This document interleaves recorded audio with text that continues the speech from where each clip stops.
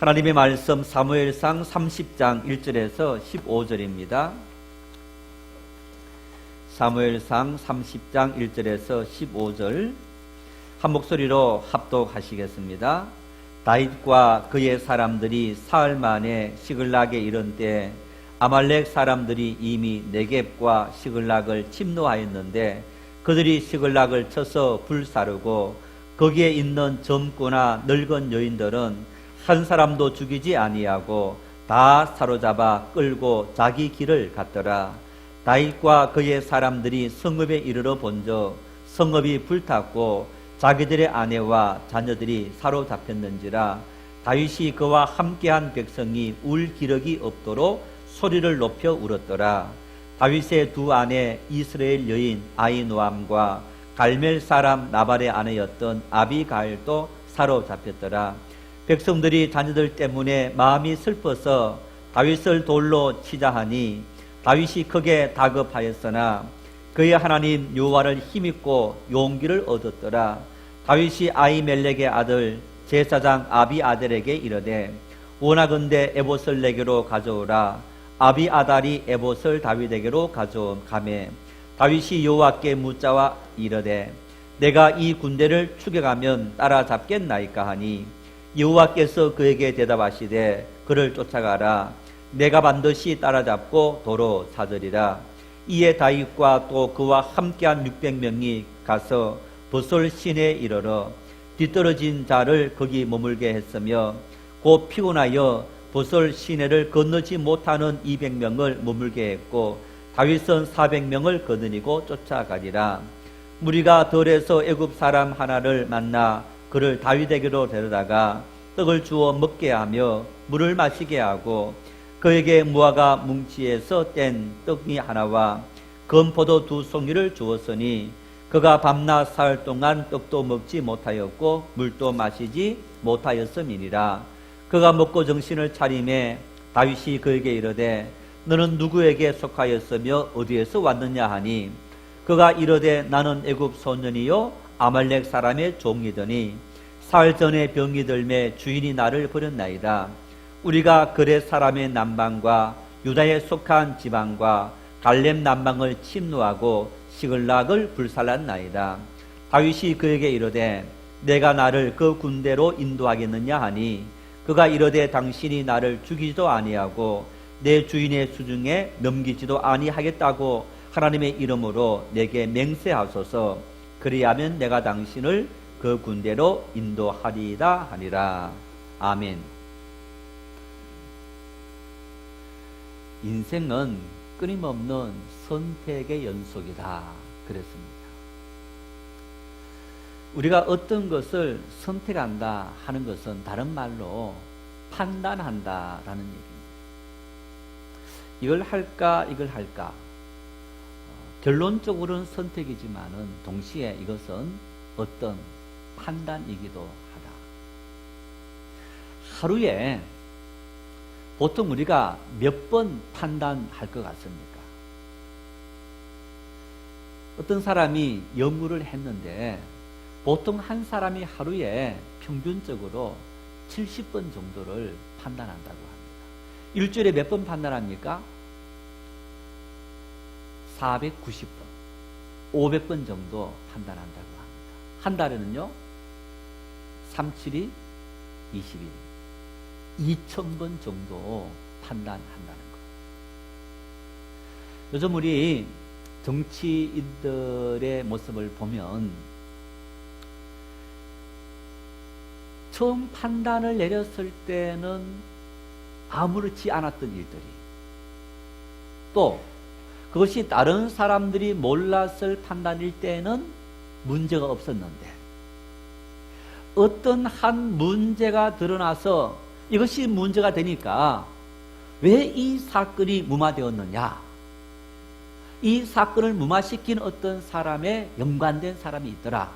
그래서 연관된 그 사람의 그 당시 판단이 부메랑이 되어서 문제가 되는 이런 경우를 볼 수 있는 거예요.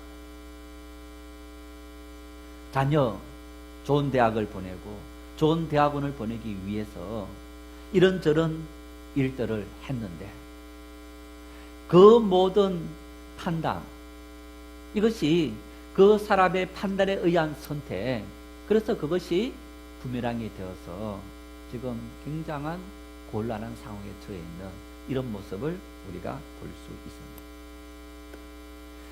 그래서 우리는 하루에 70번이라는 내가 의도하든지 의도하지 않든지 판단하는 그 일이 나도 모르게 내렸던 판단이 어느 날 갑자기 나에게 큰 데미지가 되는 그런 경우들이 있고, 내가 알면서 내린 판단 역시 마찬가지로 지금은 아무것도 아니었는데 나중에는 너무너무 큰 사건으로 나에게 부메랑이 되는 이런 경우들을 허다하게 우리가 경험하는 인생입니다. 어떻게 하면 우리가 항상 올바른 판단, 좋은 판단, 세상의 판단을 하며 살아갈 수 있을까? 이런 판단은 선천적인 것도 있겠지만은 후천적인 영향이 훨씬 더 많다고 합니다. 일본인 고세키 나오키라는 이 박사가 연구를 해서 책을 썼는데 빠른 판단의 힘, 이런 책을 썼습니다. 이 책에서 이분이 사람의 판단은 선천적인 것보다는 후천적인 것이 훨씬 영향을 많이 끼친다. 그래서 우리가 살아가면서 의식적으로 무의식적으로 좋은 판단을 내리기 위해서 좋은 판단 내리는 습관을 길러야 된다. 어떻게 하면 우리가 좋은 습관을 길릴까? 세 가지가 있다는 겁니다. 첫째는 항상 하루 일과를 마쳤을 때 내가 오늘 내린 판단에 대해서 한번 복귀해보라, 뒤돌아보라 라는 얘기. 우리가 아이들을 키울 때, 학교 다닐 때 아이들에게 저녁만 되면 부모가 뭐 하랍니까? 학교에서 아이들에게 어떤 훈련 시킵니까? 일기 써라. 방학 때만 되면 일기장을 방학 마치면 학교 제출해야 되지 않습니까? 여러분은 어떻습니까? 매일매일 일기 꼬박꼬박 잘 썼습니까? 제 기억에는요, 일기를 꼬박 안 쓰고 한꺼번에 모아서 쓰는 바람에 제일 곤란했던 것이, 거기 일기 쓰는 제일 위에 뭐가 있습니까? 날씨. 아니, 요즘 같으면 인터넷 찾으면 다 나와 있어요. 그런데 옛날에는 그게 없다 보니까 여기에 비가 왔는지 맑았는지 흐렸는지 그거 찾는 게 굉장히 곤란한 거예요. 매일매일 일기를 쓴다는 얘기는 하루의 삶을 반추해보고 돌아보면서 잘했나 못했나 그렇게 평가하는, 그러면서 우리의 삶을 가다듬는 그런 작업이기도 합니다. 그래서 그런 작업이, 습관이 중요하다. 두 번째는 역사적인 전기, 이 역사와 관련된 책을 많이 읽어라, 그런 말입니다. 왜? 역사의 수많은 사람들, 역사는 여러분 흘러오는 역사 속에 수많은 사건들이 있고 그 사건들은 사람과 관련이 있는 거예요. 누군가가 판단을 내렸고, 그래서 좋은 판단, 나쁜 판단, 그것이 역사 속에 어떤 영향을 끼쳤는지 알 수 있는 겁니다. 그래서 역사적인 전기나 책들을 많이 읽어라, 두 번째. 세 번째는 여행을 많이 해라, 그럽니다. 이 여행이라는 것은 여러분 마음의 여유가 있어야만 할 수 있습니다. 돈이 있다고 할 수 있는 것이 아니고, 돈이 없어도 여행은 충분히 할 수 있는 거예요. 그러한 여행이라는 것은 자기를 돌아보고 이 자연 속에, 역사 속에 인간이 얼마나 약한 존재인가 하는 그런 것도 우리가 깨닫게 되면 조급한 마음들을 사라지게 만드는 그런 요소가 되는 거예요. 이러한 일들, 습관을 기르려면 우리가 좋은 판단을 내리는 그런 삶을 살아갈 수 있다, 이렇게 이야기합니다. 우리나라 최고의 자기혁신 전문가라 할 수 있는 전옥표 박사라는 분이 빅픽처를 그려라, 이 책을 썼습니다. 이 책에 이러한 짤막한 예화가 있습니다. 한 손녀와 손자와 할아버지가 대화를 합니다. 손자가 이렇게 묻습니다. 할아버지, 성공이 무엇인가요? 여러분, 만일 손주들이 할아버지, 할머니, 성공이 뭡니까? 라고 묻는다면 여러분 어떻게 답변합니까? 좋은 집을 사고 좋은 자동차를 사고 다른 사람들이 나를 존경하는 이것이 성공이란다, 이렇게 답변하시겠습니까? 이 할아버지 답변을 잘 기억해 보십시오.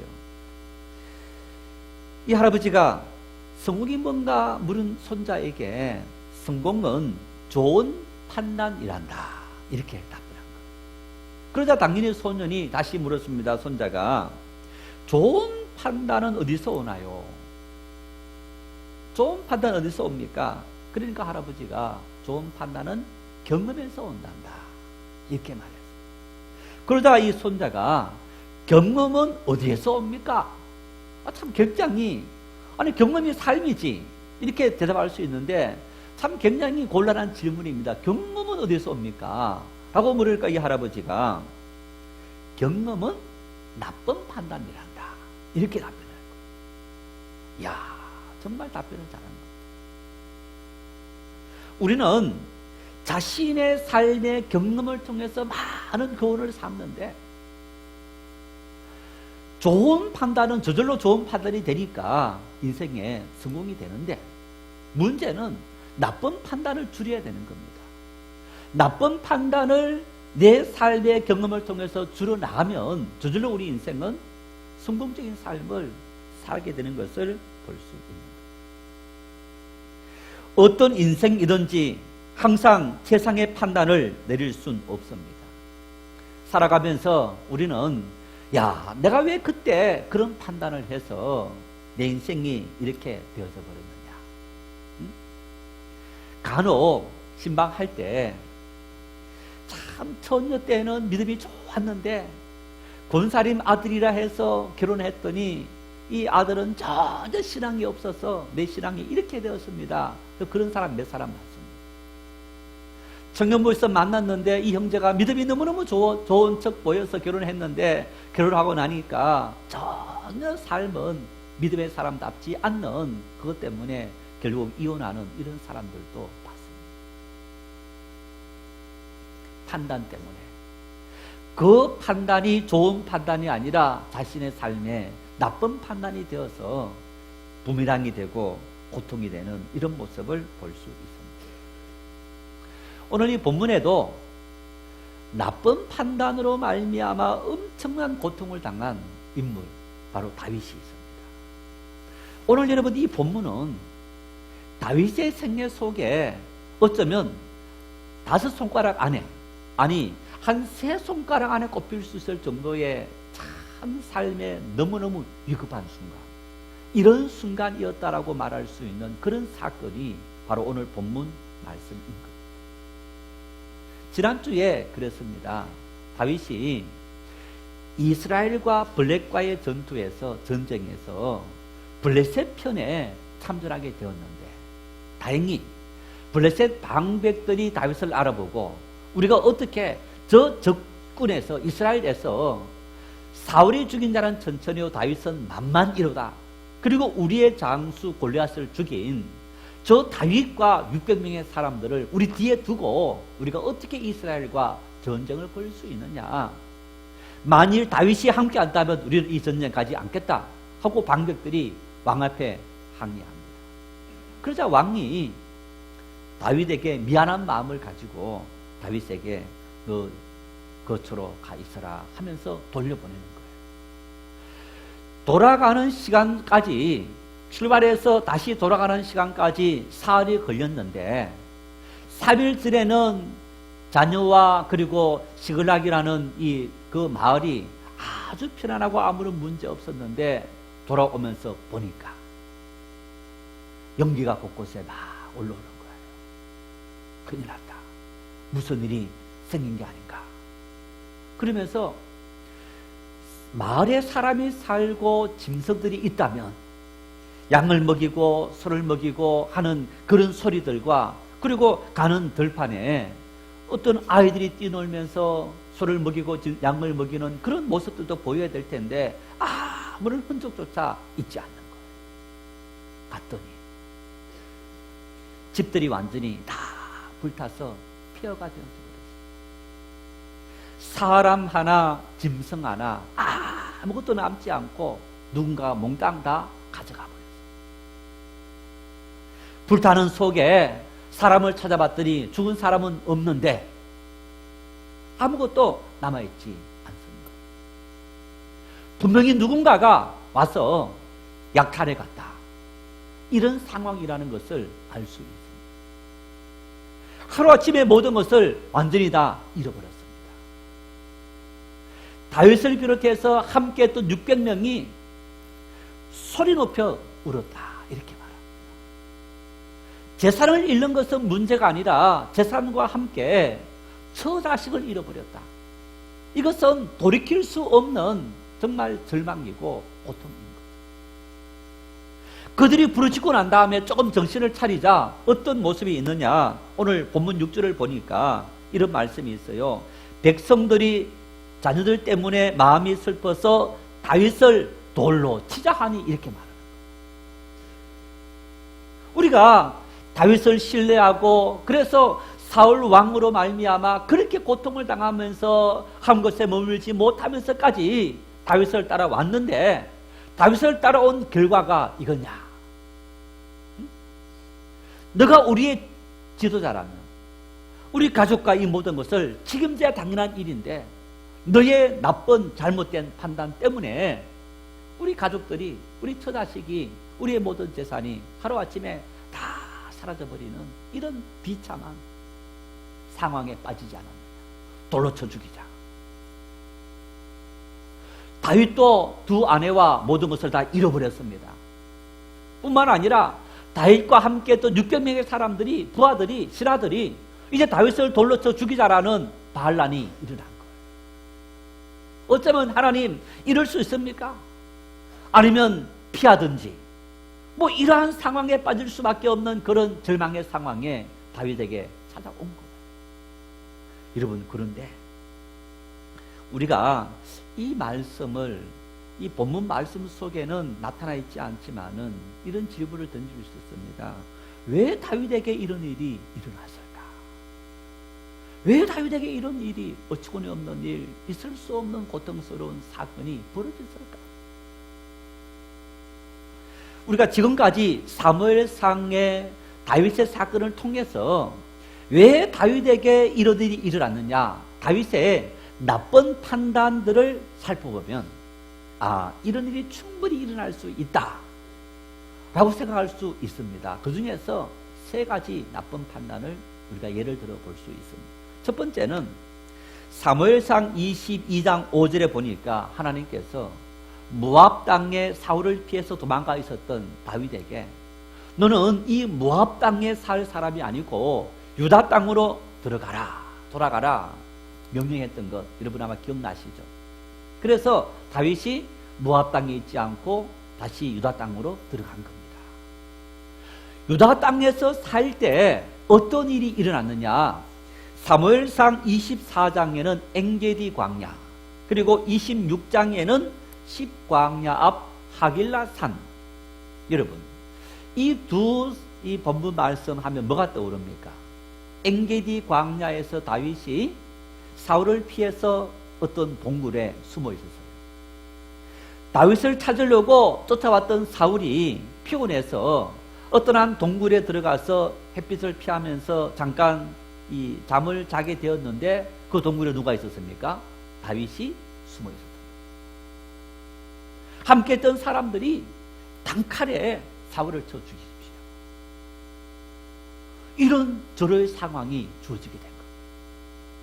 26장에 보니까 십광야의 하길라산 앞에서도 마찬가지 상황이 벌어졌는데 이번에는 다윗을 쫓아온 사울과 그리고 사울의 모든 군사 3,000명이 깊은 잠에 빠져든 거예요.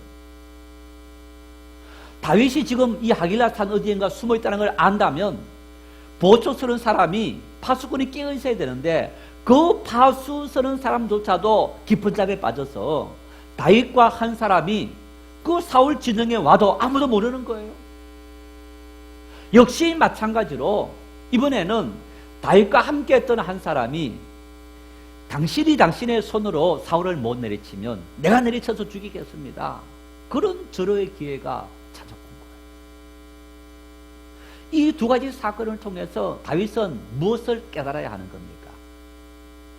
사울은 누구 손에 달려있는 겁니까? 하나님의 손에 달려있다. 나를 괴롭히고 나를 박해하고 나를 핍박하고 나를 죽이려는 저 사울은 사울의 힘과 능력에 있는 것이 아니고 하나님의 손에 달려있구나. 이런 뿐만 아니라 하나님께서 원하시기만 하면 사울을 누구 손에 넘겨주는 겁니까? 다윗 자기 손에. 언제든지 하나님께서 다윗 손에 사울을 넘겨줄 수 있다라는 것을 하나님은 두 사건을 통해서 너무너무 명명백백하게 보여줄 거예요.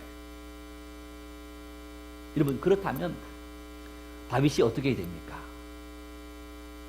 하나님께서 저 사울을 나의 손에 넘겼고 하나님께서 마음대로 할 수 있는 사람이야. 그래서 내가 하나님을 의지하고 이 이스라엘 땅에 하나님께서 나를 왕으로 세울 때까지 나는 계속 머무른다. 이 마음을 가져야 되는데 사울 어떤 판단 내립니까? 이후로는 내가 사울의 손에서 벗어날 수 없을 것 같아. 그리고 블레셋으로 도망가는 거예요. 좋은 판단입니까? 나쁜 판단입니까? 이건 100번 잘못된 나쁜 판단입니다. 두 번째 다윗의 나쁜 판단이 어떤 판단이 있느냐? 시글락 땅에 들어가서 살면서 다윗이 너무너무 잔인한 손 그리고 거짓말, 이 나쁜 판단을 하게 되는 거예요. 아기스 왕에 의해서 자기들이 살아갈 땅은 분배받았습니다. 당장 먹고 살아야 됩니다. 먹고 살 것이 부족하니까 다윗이 그 주변의 아말렉 사람들을 쳐들어가서 죽이고 그 소유들을 다 빼앗아 옵니다. 그런데 다윗이 첫 번째는 자기들의 완전 범죄를 위해서 빼앗아 오면서 남녀노소 불문하고 모든 사람을 다 죽이는 거예요. 완전 범죄를 위해서. 다윗이 쳐들어왔더라 한 사람 남겨두면 알게 되니까, 그러니까 자기의 완전 범죄를 위해서 모든 사람을 다 죽이는 거예요. 얼마나 엄청난 잘못된 판단입니까? 그리고 돌아왔습니다. 아기스 왕이 오늘은 누구를 침노했느냐라고 하니까 아말렉을 침노했습니다 하지 않고 유다 땅 네겝 지역을 침노해서 뺏어왔습니다. 이렇게 말하는, 거짓말하는 거예요. 이건 역시 마찬가지로 제가 작은 거짓말도 거짓말이다 하면서 착한 거짓말이라는 제목으로 설교한 적이 있습니다. 이러한 잘못된 나쁜 판단이 결국에는 부메랑이 되어서 다윗에게 돌아왔던 그런 모습을 볼 수 있습니다. 세 번째, 아기스 왕이 지난주 설교처럼 다윗에게 우리가 이스라엘과 전쟁하는데 너도 전쟁에 함께 가자. 너가 함께 간다면 너를 나의 호위대장으로 삼겠다. 다윗이 애매모호한 답변을 했지만은 아기스 왕은 그것을 허락으로 받아들이고 다윗을 전쟁터에 같이 데려가려고 데리고 나간 거예요. 이런 다윗의 모습은 어떤 모습과 비슷하냐? 여러분, 우리가 어떤 큰 건물을 짓는다, 아니면 다리를 이렇게 준공한다. 그랬을 때 우리가 눈에 보이는 그 어떤 준공 행사는 테이프해서 커팅하고 그 다음에 이렇게 어떤 축포를 올린다든가 이런 모습들만 나타나는데, 건설 현장에서 일하신 분들은 대다수 알겠지만은 어떻게 합니까? 그 전후에 뭘 잡습니까? 여러분 잘 모르시는 거군요. 돼지머리 잡는 거예요. 돼지 한 마리 잡아갖고 관계되는 회사의 모든 사람들이 그 돼지머리에 입에 뭘 꽂습니까? 돈 곱슬 봉투 넣으면서.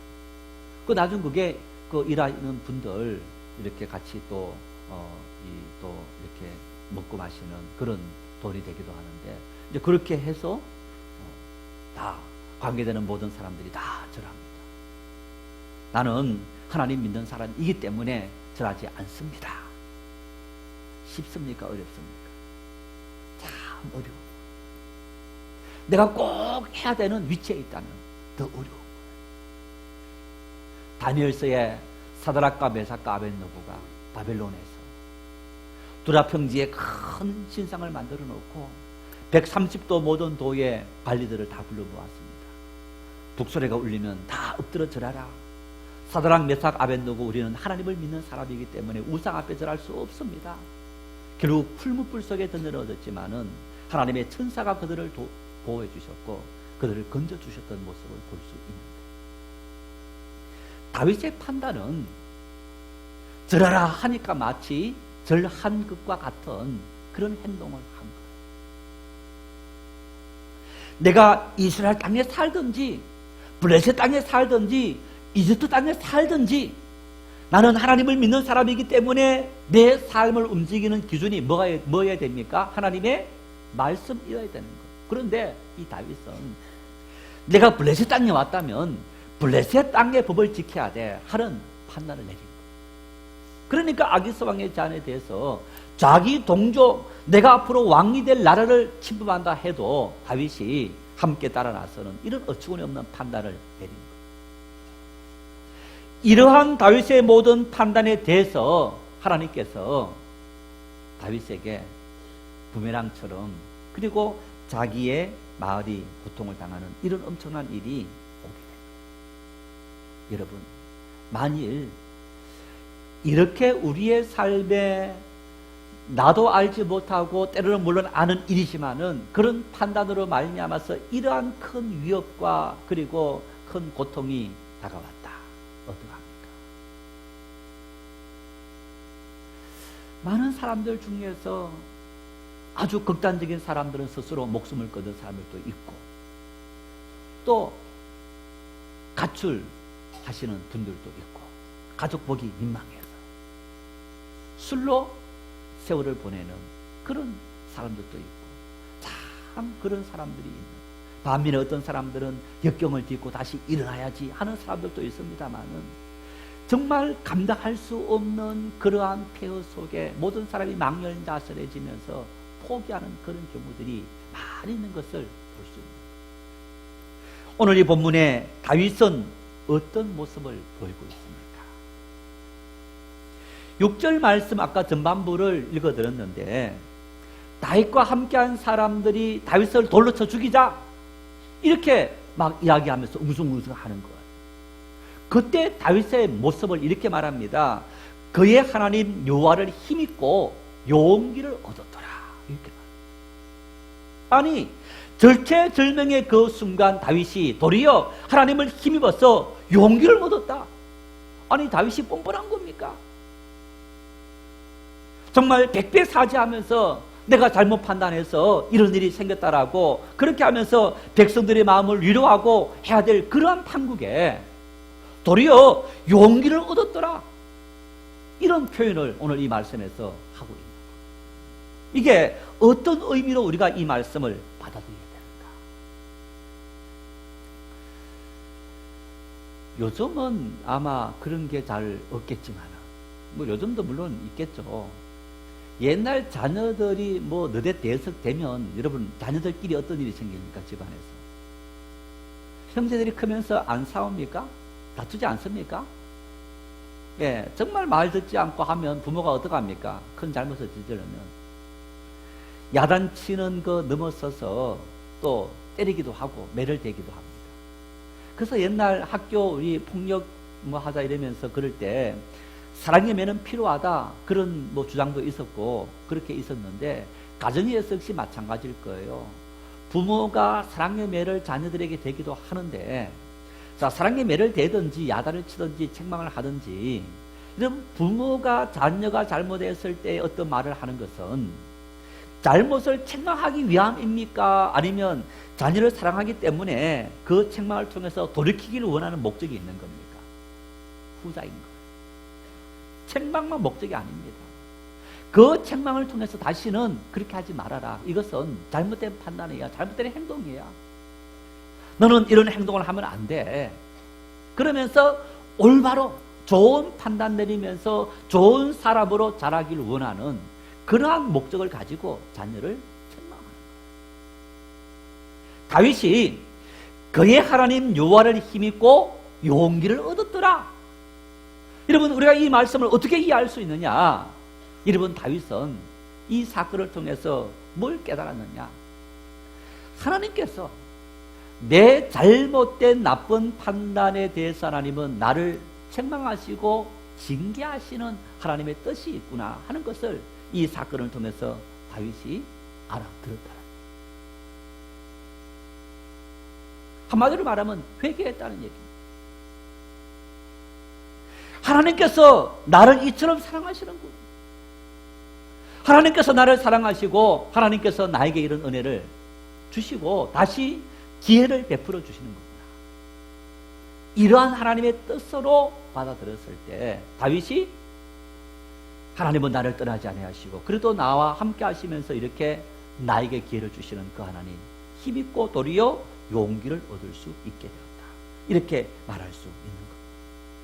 여러분, 그래서 우리가 용기를 얻은 다윗이 판단을 내렸는데 어떤 판단을 내렸는지 제일 먼저 한 일이 있습니다. 우리 본문 7절 8절 말씀을 같이 읽겠습니다. 다윗이 아히멜렉의 아들 제사장 아비아달에게 이르되 원하건대 에봇을 내게로 가져오라. 아비아달이 에봇을 다윗에게로 가져오매 다윗이 여호와께 묻자와 이르되 내가 이 군대를 추격하면 따라잡겠나이까 하니 여호와께서 그에게 대답하시되 그를 쫓아가라. 내가 반드시 따라잡고 도로 찾으리라. 할렐루야. 여러분, 이 말씀이 정말 이 말씀의 의미를 우리가 제대로 안다면요, 할렐루야가 아니고 아멘 뭐 수백 번이라도 할 수 있는 그런 말씀이기도 합니다. 이게 어떤 의미냐면 이런 것과 마찬가지입니다. 아이가 야단을 맞았어요. 야단을 맞았는데 조금 시간도 별로 지나지 않아서 아빠, 엄마, 내일 학교 갈 때 뭘 준비해 가야 돼. 아니, 야단 맞았으면 조용히 가만히 있어야 되는데 야단 맞고도 그 다음에 바로 엄마, 아빠, 나 내일 뭘 준비해 가야 돼 하는 것과 마찬가지. 지금 다윗의 행동이 하나님께서 다윗에게 징계를 했다라는 사실을 다윗이 깨달았고, 그러면서 하나님 앞에 용기를 얻고, 하나님, 내가 지금 추격해서 우리 가족들을 다시 찾아오려고, 짐승을 찾아오려고 지금 추격할까요 말까요? 하나님 앞에 묻는 거예요. 내가 무슨 면목으로, 죄송합니다, 무슨 낯짝으로 하나님 얼굴 배울까? 이렇게 하지 않고 뻔뻔하게 하나님, 내가 올라갈까요 말까요? 다시 묻는 거예요. 여러분, 여기에서 오늘 다윗이 에봇을 내게로 가져오라 이렇게 말합니다. 제가 지난번에 에봇에 대해서 설명한 적이 있습니다. 아마 기억하시는 분은 기억하시겠지만은 이 당시 유대인들은 어떤 옷을 입었느냐, 요즘 우리처럼 이런 바지가 아니고 치마처럼 생긴 이렇게 위에 옷부터 밑에까지 이제 겉옷, 그런 겉옷을 쭉 이렇게 입게 됩니다. 입으면 이 무릎 아래까지 내려오는 그런 옷인데 그 위에 조끼 같은 것을 입게 됩니다. 이 조끼같이 생긴 옷이 에봇입니다. 이 에봇에는 판결 흉패가 있는데 이 판결 흉패는 12개의 보석들이 박혀 있어요. 바로 이스라엘 12지파를 의미합니다. 그리고 이 에봇과 판결 흉패가 붙어 있는 것 안에 우림과 둠밈이라는 글자가 새겨져 있습니다. 이게 뭘 의미하느냐? 바로 하나님의 말씀은 우리의 인도자이다, 우리의 빛이다, 어떤 완전함, 이런 의미가 있는 거예요. 그래서 다윗이 에봇을 가져오라라는 얘기는요, 에봇은 이처럼 하나님의 말씀을 상징하는 판결 흉패가 거기에 우림과 둠밈이 들어있기 때문에 하나님의 말씀을 상징했고 하나님의 임재를 상징했던 거예요. 하나님 어디 계십니까? 여러분, 하나님 어디 계시죠 지금? 하나님이 우리 정인교회만 있습니까? 아니면 한국 교회들만 있습니까? 여러분 집에는 하나님 안 계십니까? 여러분 산에 계실 때 하나님 안 계십니까? 시장에 있을 때 하나님 안 계십니까? 그런데요, 이 당시 구약의 사람들은 그렇게 안 믿었어요. 하나님은 어디든지 계시는 분이 아니고 하나님의 임재를 상징하는 법궤가 있는 곳, 법궤가 없을 때는 이 에봇이 있는 곳. 그래서 에봇을 가져오라라는 얘기는 하나님의 임재를 하나님께서 이곳에 함께 하신다라는 것을 상징했다. 그리고 그 하나님 앞에 하나님 내가 갈까요 말까요? 추격할까요 말까요? 다윗이 질문한 거예요. 여러분 우리는 이 다윗의 질문 속에 시글락을 침공해서 모든 가옥이 불타고 저 자식이 잡혀갔고 재산이 다 없어졌다. 이것이 단순히 다윗에게 임한 어떤 심판만이 아닌 징계로서 그러면서 다윗에게 다시 회복할 수 있는 기회를 주시는 하나님의 뜻이라는 것을 이 본문을 통해서 우리가 확인할 수 있습니다. 첫째는 에봇을 가져다가 다윗이 하나님 앞에 물었습니다. 갈까요 말까요? 물었을 때 하나님의 응답이 있습니까 없습니까? 하나님이 즉시 대답해 주신 거예요. 만일 하나님의 심판이었다면 하나님은 사울이 하나님을 찾을 때 하나님께서 대답하지 아니했던 것처럼 하나님은 침묵했을 거예요. 그런데 다윗이 하나님을 찾았을 때 하나님께서 즉시 올라가라, 내가 다시 찾겠다 라고 응답해 주신 것은 이 사건이 단순히 다윗을 심판하기 위한 뜻이 아니고 이것을 통해서 다윗으로 하여금 깨닫도록 하시는 하나님의 섭리와 뜻이 있더라 하는 것을 우리가 이해할 수 있습니다. 두 번째는 다윗이 600명을 데리고 올라갔습니다. 올라가다가 누굴 만납니까? 애굽 사람 하나를 만나는 거예요. 이 애굽 사람은 3일 전에 병들어서 병든 사람이니까 아말렉 사람이 이 애굽 소년을 자기 종으로 뒀다가 병드니까 그냥 내버리고 간 거예요. 귀찮으니까. 마침 가다가 다윗이 함께한 사람들이 그 소년을 발견하고 데려다가 떡도 먹이고 물도 주고 음식도 준 거예요. 그런데 여러분 보세요. 요즘은 어떤 곳을 찾아가려면 뭘 보고 갑니까? 첫째 지도 보든지, 두 번째 요즘은 자동차 가면 내비게이션 뭐 다 보면서 모르는 길 다 찾아가는 거예요. 옛날 이 당시에는 사람이 어디 사는지 길도 잘 나있지 않습니다. 다 광야니까 가는 곳이 길인 거예요. 어디에 마을이 있는지도 모르는 거예요. 멀리 다녀본 적도 없습니다. 자기 나라밖에 모르니까. 지금 다윗이 아말렉 사람을 추격해야 되는데 어디로 가야 되는지 도무지 알 수 없는 거예요. 그런데 이 소년은 마치 다윗에게 인도자가 된 내비게이션과 똑같은 거예요. 하나님은 다윗이 추격하도록 허락해 놓으시고 그리고 이 소년을 만나게 해서 아말렉 사람들이 잡아간 사람들이 어디에 거처하고 있는지를 다 길잡이 삼아주는 그 모든 것을 마치 기다렸다는 듯이 예비해 놓으신 거예요. 힘든 상황인데 하나님은 그 힘든 중에 풀어나가는 모든 과정 속에 모든 길들을 하나님께서 하나하나 열어놓으시고 이렇게 인도하시는 이런 모습을 볼 수 있습니다. 세 번째, 19절 말씀을 보니까 19절 말씀에 이런 말씀이 있어요. 아무것도 잃은 것이 없이 모두 다윗이 도로 찾아왔고 이렇게 말씀합니다. 이런 것이 뭡니까? 집들만 불탔어요.